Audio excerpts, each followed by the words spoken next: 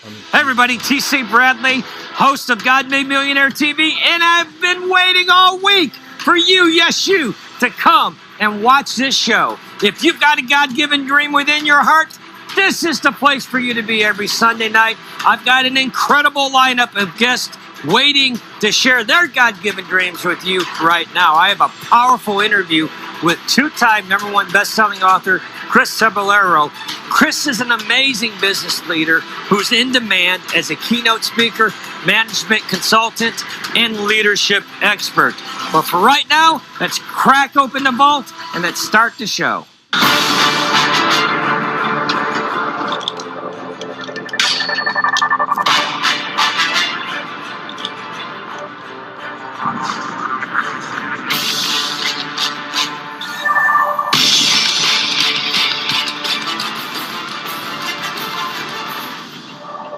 Chris, I have to admit, I've been excited to have you come on my set and do this interview. You know, it's not often I have a person that comes on and they've written 2 books, both debuting on the bestseller list. So congratulations on that. Tell us a little bit about those books, to start out for the people listening at home, and a little bit about yourself. Well, I got to tell you, anytime you write a book, you just hope that people are going to read it. You're kind of writing it for yourself. Right. And the first book I wrote was Ultimate Leadership, 10 Rules for Success. And these are the rules that I had to come up with to be a better leader. I got to tell you, when I first started out in leadership, I was horrible. Right. I wanted to be better than the people who were guiding me.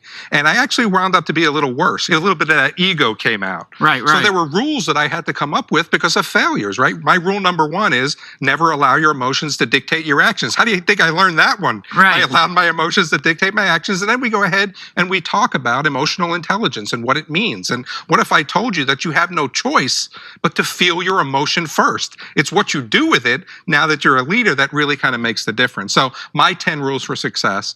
And then the next one was Ultimate Success, Strategic Leadership Excellence. And I kind of took that a step further as to what skills do you need to have as a leader to be successful. And now, where's that blueprint? Who taught us how to be good leaders? There's really nobody out there. So that's where I kind of came from. Right. Chris, you're very much in demand as a speaker. I see you speak all across the country. Yeah. Who typically pulls you in to speak at an event?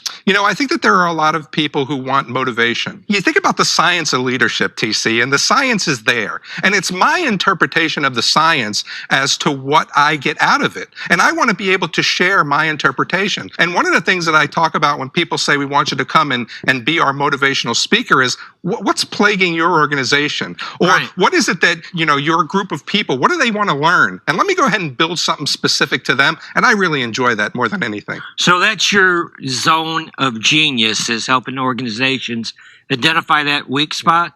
I think it is. I've gone into many organizations and I see a lot of, common mistakes. And I think there are 2 common mistakes that organizations make.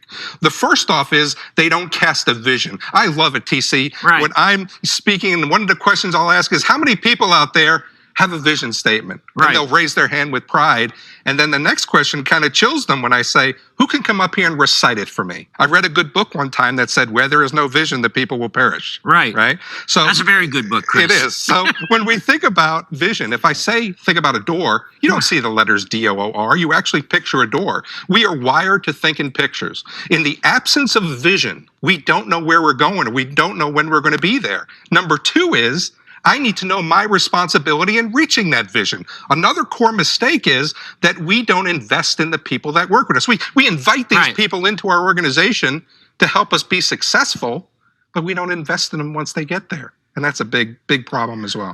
Right. And I'm going to give you the secret to success before we end here. Right now, okay. Treat your workforce like they're your clients and customers, and then watch how they treat your clients and customers. Again, I talked about it a minute ago. We go through this process of hiring people. Maybe it's a hiring exam. Maybe it's interviews. Maybe it's assessment tests. And then when we bring them into the organization, TC, we sit them in the corner and say, if you got a problem, raise your hand. Well, how are we going to grow our organization? You're coming to me with a set of skills. You're coming to me with a set of knowledge. My job now is to help you grow to get to the next step for your success, that you could help me be successful as an organization. Right. I want to go back for a second, because you started talking about vision. And most people, I would have to say most people don't have a vision. Yeah. Would you say that's true? Even, have you found in corporate America, Is there vision there?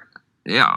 In corporate America, are they lacking a vision? I think that there is, but vision isn't seen as important as they think that it is. What's the vision for your show? What's the vision for our organization? What's the vision for this year? We have to be able to put that vision in forefront. Again, where there is no vision, the people will perish, right? And if you don't have a vision, or if you can't recite, as a leader, if you can't recite your vision statement, why does the workforce need to know what your vision is? So if you can't recite your vision statement as a leader, go in, tear it up, and start over. Bring your workforce to the table, bring your leaders to the table, and ask them to help you create that vision. And then build a campaign around it. Put it on banners, put it on their badges. And then everything they do is about reaching the vision. Let people know what their responsibility is to reach the vision. If you don't have one and you're not using a vision, you are failing your organization. Chris, what is the biggest challenge facing a business leader today? I think one of the other ones is that they don't invest in their leadership team. The most important thing that I have to do as a leader is bring the very best out in the workforce. And if I don't have those skills, people don't leave organizations. Right. They quit their leaders because they're not taking care of them. They don't appreciate them. They don't respect them. They talk down to them. We need to be able to make our leadership team solid. We think about our goal of servant leadership. It's all about service. And when you talk about servant leadership and engaging the workforce and helping them to become satisfied, that's the power of leadership. That's the science of leadership. I've been saying for a lot of years, TC, that leadership is both an art and a science. If you don't, know the science and understand the science, you will never paint the picture of organizational success. Right. What has been your biggest influence in your leadership management style and what you're doing right now? Mistakes. When we think about it, we think mistakes are bad. Ooh, you made a mistake. And really, name the one thing that you ever did the first time that you did great. Right. It's all about mistakes. And we've been sold this bill of goods that mistakes are bad. I'm all for making mistakes. I'm all for learning from those mistakes. I'm all for bringing that culture into an organization to say mistakes are okay. We're not a one mistake organization where you need to get fired for making a mistake. Let's learn from it. The first time you do something, TC, it's a mistake. Second time you do the same thing, it's a choice because you knew it was a mistake. Right. And I think that we've got to be able now to invest in those people who are with us and let them make mistakes and let them grow from that. All right. So let me ask you this.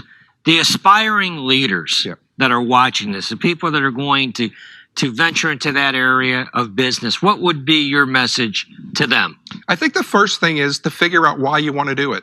Why do you want to be a leader? I got to tell you, there are some leaders that just want to do it to make more money so they can get that parking spot, so they can, wear a different color badge. If you're in the first responder, being a paramedic for a lot of years, people just want to get those gold badges, but they don't really think about the importance of what they're doing to guide that workforce, to be the positive influence for that workforce, to help motivate and inspire that workforce. And if you truly want to become a leader that's going to make a difference, yes, you got to be able to do it with the sincerity of wanting to serve those people.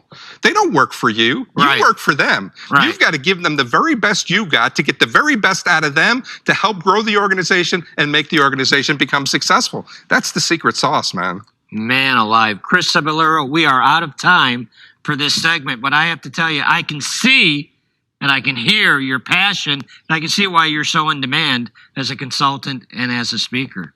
Thank you. So would you come back and see me? I would love to come back. Especially when you release that next book. I will. That'll be awesome to do that. I don't know what it's going to be about yet, and I'm going to need your counsel. All right. You got it. Chris Cebollero, fantastic. Thank you for coming. Thank you, TC. Glad to be here.